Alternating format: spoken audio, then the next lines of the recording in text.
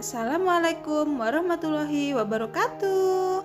Hai anak-anak, apa kabar? Semoga anak-anak ibu semakin sehat, semakin kuat, dan semakin cerdas.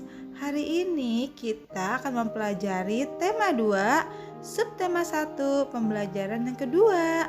Selamat menyaksikan ya anak-anak.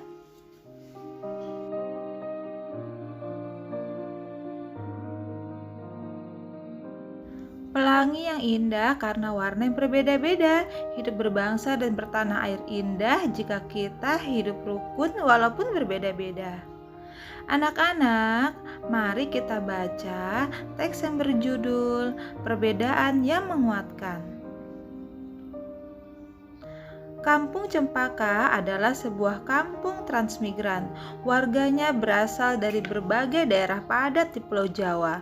Hal ini menjadikan mereka berbeda suku maupun agama. Di Kampung Cempaka hiduplah 5 orang sahabat. Ada Asnah yang berdarah Sunda, Utami dari Banyuwangi, Tony, seorang anak etnis Tionghoa yang sebelumnya tinggal di Semarang, Wande dari suku Tengger di Jawa Timur, dan Marta, anak seorang pendeta yang dahulu tinggal di Solo. Di Kampung Cempaka, rumah mereka bersebelahan dan mereka pergi ke sekolah yang sama. Itu sebabnya mereka sangat akrab. Mereka suka bermain bersama dan sering menghabiskan waktu di rumah satu sama lain. Meskipun berbeda suku, kebersamaan begitu kental terlihat dalam keseharian mereka. Bersama anak lain di Kampung Cempaka, mereka setiap akhir minggu berkumpul di balai utama kampung. Biasanya selain berolahraga bersama, mereka juga kerap berkeliling rumah warga, membantu melakukan apa saja yang dibutuhkan warga. Kadang-kadang mereka membantu warga lanjut usia, sekedar membereskan rumah atau menyiapkan makanan. Sesekali mereka juga membantu orang tua yang sedang bekerja bakti membersihkan lingkungan. Dari Tony, mereka belajar menari barongsai. Lalu mereka ajarkan tarian itu kepada anak-anak kampung.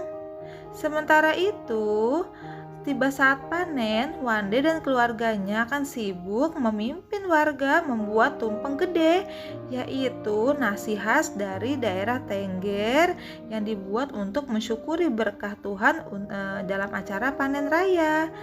Sikap toleransi yang ditunjukkan kelima sahabat itu memang sekedar berupa hal kecil. Hal-hal kecil keseharian itulah yang mencerminkan kehidupan berbineka tunggal ika di Kampung Cempaka yang kaya akan perbedaan. Mereka hidup damai berdampingan dan tulus saling menjaga. Perbedaan tidak menghalangi persatuan. Dengan bersatu, kita dapat melakukan banyak hal.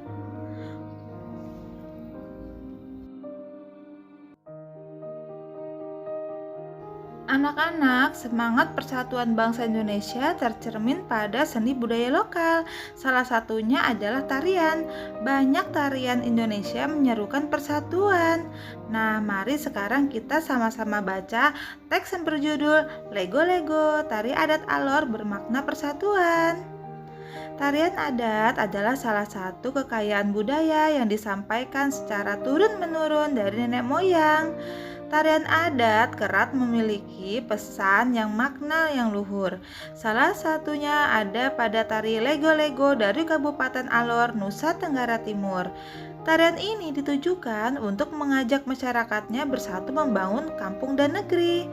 Pada masing-masing kawasan di Kabupaten Alor terdapat gaya tari dan nyanyian yang berbeda-beda, namun formasinya tetap sama, yakni lingkaran.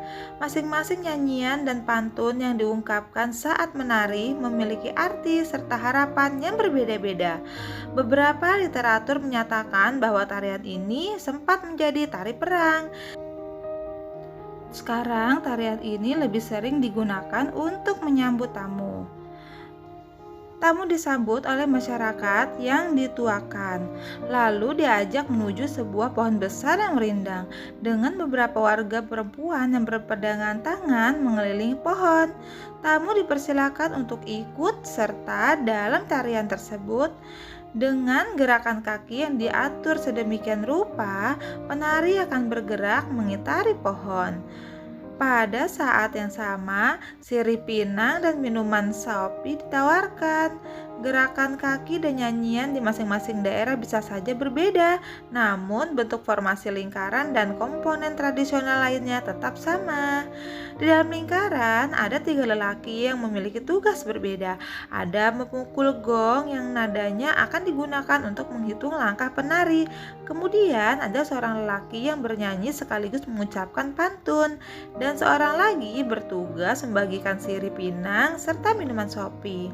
Selain menjadi identitas setiap suku, tarian ini menjadi salah satu identitas pemersatu masyarakat Alor yang punya mimpi agar masyarakat pendatang terus bersatu membangun kampung tercinta. Anak-anak, teks yang berjudul Lego-Lego Tari Adat Alor adalah salah satu seni budaya tarian. Nah, anak-anak ibu ada yang suka menari? Anak-anak, posisi dalam menari perlu diperhatikan oleh seorang penari. Pengaturan posisi ini disebut dengan pola lantai. Seorang penari harus memperhatikan pergerakan dan pergeseran fungsi saat menari. Pola lantai adalah pola denah yang harus dikuasai oleh seorang penari dan berfungsi untuk membuat posisi dalam sebuah ruang gerak. Nah, sekarang mari kita mempelajari beberapa jenis pola lantai. Yang pertama adalah pola lantai vertikal atau lurus. Tari klasik banyak menggunakan pola lantai vertikal. Penari membentuk garis vertikal, yaitu garis lurus dari depan ke belakang atau sebaliknya. Pola lantai ini memberikan kesan sederhana namun kuat. Contohnya adalah tarian Yospam dari Papua, tarian Serimpi dari Jawa Tengah, tari baris Cengkedan dari Bali. Jenis pola lantai yang kedua adalah pola lantai diagonal. Penari berbaris membentuk garis menyudut ke kanan atau ke kiri. Contohnya adalah tari gending Sriwijaya dari Sumatera Selatan. Jenis yang ketiga yaitu pola lantai garis melengkung. Penari membentuk garis lingkaran. Tari rakyat dan tari tradisional banyak menggunakan pola ini. Nah, contohnya adalah tari Mak Badong dari Toraja, Sulawesi Selatan, tari Randai dari Sumatera Barat. Anak-anak, kerjasama yang baik harus dimiliki oleh seorang penari. Tujuannya untuk menghasilkan tarian yang indah.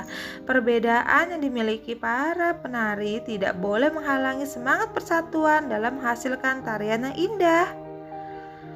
Nah, sekarang tugas anak-anak ibu adalah menemukan berbagai tari daerahmu.